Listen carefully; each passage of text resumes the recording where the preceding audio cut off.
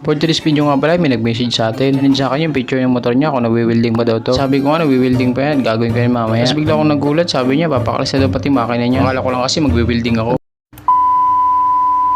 Dahil nga nagsabi na ako na gagawin ko na, dinala ko na yung welding machine ko. Dito ko nakikita nyo ay gabi ay dinala ko nga pala yun dahil nga may pasok ako ng gabi. Siyempre bago tayo mag-out ang kinamagaan ay pupunta na tayo sa kanya. Tapos ko muna pala mag-out sa trabaho, sasamahan ko muna pala yung anak ko. Samahan ko nga pala sa school niya kasi nga ako naman yung bantay niya. Kasi naman busy yung mami niya kasi nga nagtatrabaho pa. At siyempre pagkatapos natin bantayan yung anak natin, dito naman tayo sa gagawin natin. Dating ko sa kanila ay ginawa ko na agad yung motor niya. At siyempre bago nga pala welding yung chassis niya ay kailangan natin kalasin yung mga piyesa ng mga motor niya. Isa na dyan yung harness, yung swing arm, tapos yung ano pa. Para din makabilo tayo sa pag-welding ng chassis niya. Pala tatanong yung gagawin pala natin sa chassis niya, i-weldingin. Kasi naman may mga tama ng chassis niya, mga butas-butas na. Gusto pala dyan ibusin ko ay tapalan ko yung mga butas ng chassis niya. Kasi naman daw ay natatakot siya, baka daw bumigay bigla. Daw pag inangkasan pa niya na mabigat, baka daw maging sanhi pa ng pagkadisgrasya niya. Kaya naman gusto na agad, pagawa ng bossing ko to. Siyempre kasama doon yung medyo pagpapaganda niya. Sabi nga pala niya sa akin, pipinturahan niya yung chassis niya. Siyempre tayo naman ituturo natin yung mga proseso paano magpintura. So, okay natin din siya ang gumawa para naman makatipid siya. Kasi pag sa kanya pinagawa, ay nako, mapapabayad ka pa. Imbis na babayaran mo na lang sa akin ay labor pag welding ko, tapos pagkalas ng makina mo, magbabayad ka pa sa akin ng labor para sa pintura. Hindi ka din pala basta ang pagpipintura. Kaya talaga napapamahal pa kapag mapalibor ka pa. Mas okay na siya magdiskarte at magsarili magpintura. Tips nga pala yan para naman hindi na siya magastusan ng sobra. At yun na nga, balik tayo sa ginagawa natin. At dito nga, nababa ko na pala yung makina. Ano ko na pala yung kalasin para naman makabilo tayo sa pag-welding. Kasi naman nasa ilalim mag-weldingin. Pero bago ako mag-umpisa mag-welding, may titikalin muna ako dito, mga borloloy pa. Tulad na yan, taillight, chapitan, pati na din yung headlight, yung mga wiring. Kailangan talaga wala sa atin makasabagal sa pag-welding natin. At dito may pinupukpok nga pala ako. Kasi nga hindi na matikal yung tornilyo sa may airbag. Nga palang pukpukin bago matikal.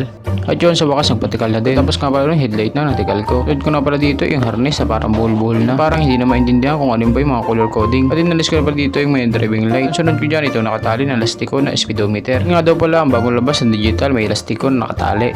Joke lang. Sobrang gulo nga pala ang harness. Hindi ko alam kung okay pa o sira na. Dito nga nakawilding na ako, nakabili nga pala ang binilagay ko dyan kasi naman may butas na. Yan nga palang naisip kong diskarte para doon sa butas at welding. Siyempre pagkatapos ko nga pala welding nga naililisan natin yan. Pero bago yun ihipan natin tapos welding nga pala yun kasi nga may butas pang natira. Sobrang lalaki nga pala ng butas ito kaya naman hindi kaya ng welding, natakpan lang. Kaya naman kinakailangan talaga ng kabilya para matakpan natin yan. At dito naman yung isa naman na pahiga ang butas, yun naman nilagyan natin ng kabilya. Siyempre parehas lang doon ng isa, tuloy natin pagkatapos natin weldingin. At dahil nga hindi pa pulitong masyado at may mga butas-butas pa nakikita ay kailangan natin weldingin natin. Mga siwang ko pala na kailangan weldingin kaya kinakailangan weldingin natin. Siyempre pagkatapos natin weldingin ililinisan natin yan. Sabayan natin ng grinder yung mga kanto-kanto. Kailangan din pala malinisan talaga ng pulido yan. Para na din pagkabit natin ng harness hindi masugatan yung mga wire. Kasi naman alam nyo naman matalas yung mga kanto niya. Talaga kinakailangan nalinisan natin bawat mga kanto. Ito nga nalinisan ko na at pakita natin yung finished product. Dito may nagpakita ang bata, Diyos ko miyo, sobrang dungis talaga kasi naman nag-aalar dun sa may tabi. Sa mga pala yun kasi nga walang mabantay. So yun, salamat sa panonood. Like and follow and share naman dyan mga boss.